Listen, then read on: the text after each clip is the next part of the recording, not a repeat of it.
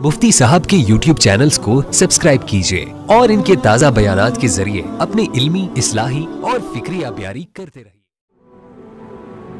وراثت کی تقسیم کے اعتبار سے دو قسمیں ہیں۔ انسان کا مال دو طرح سے تقسیم ہوتا ہے۔ ایک شخص اپنی زندگی میں اپنا مال تقسیم کرنا چاہتا ہے اپنی اولاد میں، ایک اس کا طریقہ ہے۔ ایک اپنی زندگی میں نہیں کرنا چاہتا، دنیا سے چلا جاتا ہے، اور پھر جو اللہ تعالیٰ نے نظام بنایا ہر ایک کے حصے قرآن میں بیان کر دیے، ان حصوں کے مطابق وراثت دی جاتی ہے۔ جو انسان اپنی زندگی میں اپنی اولاد میں اپنا مال جائیداد تقسیم کرتا ہے اسے وراثت نہیں کہتے، اسے ہبہ کہتے ہیں، گفٹ کہتے ہیں، ہدیہ کہتے ہیں۔ کیونکہ باپ بعض مرتبہ چاہتا ہے کہ بعد میں میری اولاد میں اختلافات نہ ہو جائیں، تو اپنی زندگی کے اندر ہی اپنے مال کو تقسیم کرنے کا ارادہ کرتا ہے۔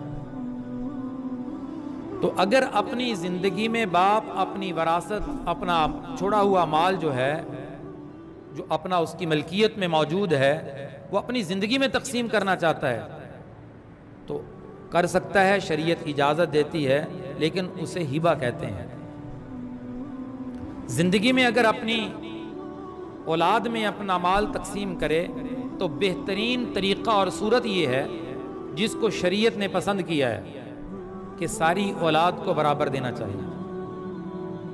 وراثت کے اندر تو 1/2 آ جاتا ہے کہ بھائی کے 2 حصے ہوتے ہیں، عورت کا یعنی بہن کا 1 حصہ ہوتا ہے۔ لیکن زندگی میں اگر باپ اپنی اولاد میں اپنا مال جائیداد تقسیم کرتا ہے تو بہترین صورت یہ ہے جس کو شریعت نے پسند کیا ہے کہ وہ برابر تقسیم کرے۔ اگرچہ وراثت کے طریقے کے مطابق بھی تقسیم کر سکتا ہے، لیکن پسند اس طریقے کو کیا گیا ہے کیونکہ یہ وراثت نہیں ہے، یہ ہبہ ہے، اور ہبہ میں برابری ہونی چاہیے۔ لیکن اگر والد اپنی جائیداد میں، اپنی مال میں، اپنی کسی اولاد میں سے کسی بیٹے کو، بیٹی کو غربت کی بنا پر، دینداری کی بنا پر، خدمت کی بنا پر کچھ مال، کچھ وراثت کا حصہ، ساری نہیں، کچھ زیادہ حصہ دے دیتا ہے تو یہ بھی جائز ہے۔ خدمت کی بنا پر، زیادہ مستحق ہونے کی بنا پر، دینداری کی بنا پر اگر اپنی وراثت میں، اپنے مال میں، اپنی جائیداد میں کسی بیٹے یا بیٹی کو زیادہ دے دیتا ہے تو اس کی بھی گنجائش موجود ہے۔ تو میں نے کہا بہترین صورت یہ ہے کہ برابر دینا چاہیے۔ تو زندگی میں جائیداد تقسیم ہوتی ہے، اسے ہبہ کہتے ہیں۔ ہبہ میں یاد رکھنا چاہیے کہ ہبہ مکمل تب ہوتا ہے کہ جب 2 باتوں کا باپ اہتمام کرے۔ کوئی بھی شخص کسی کو کچھ چیز ہبہ کرنا چاہتا ہے، اس میں 2 باتوں کا لحاظ رکھنا ضروری ہے۔ پہلی بات کہ اس کی ملکیت میں کر دی جائے۔ اگر باپ اپنی اولاد میں کسی کو کچھ چیز ہبہ کرنا چاہتا ہے تو اس کا مالک اسے بنا دے، اس جگہ کے کاغذات اس کے حوالے کر دے۔ اور دوسری چیز کہ اس چیز پر اسے قبضہ بھی دے دے۔ اگر نام تو کر دی لیکن اسے قبضہ نہیں دیا، اسے مکمل اختیار نہیں دیا تو ہبہ مکمل نہیں ہوگا۔ باپ کے مرنے کے بعد وہ بھی وراثت میں سے وہ وراثت بن جائے گی۔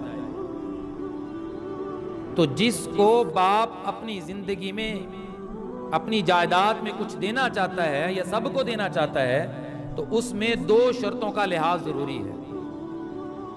پہلی شرط کیا ہے کہ اس کی ملکیت اسے سپرد کر دی جائے، اسے مالک بنا دیا جائے۔ اور دوسری شرط کیا ہے؟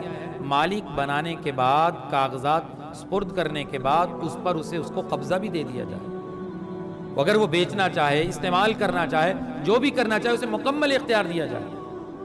ہمارے معاشرے میں کیا ہوتا ہے؟ صرف باپ نام کر دیتا ہے اپنی اس جائیداد اس کے، اور یہ سمجھتا ہے کہ یہ بیٹے کی ہو گئی، قبضہ اس کے پاس رہتا ہے، اختیارات اس کے پاس رہتے ہیں، اس کی اجازت کے بغیر بیٹا کچھ کر ہی نہیں سکتا۔ تو یہ ہبہ مکمل نہیں ہوا۔ اب یہ باپ بیٹے کی، اگر باپ کا انتقال ہو جاتا ہے تو یہ بیٹا اس کا مالک نہیں ہے، یہ مکمل وراثت میں شریک ہوگا مال اور سارے ورثہ میں تقسیم ہوگا. Thanks for watching. Don't forget to like, comment, share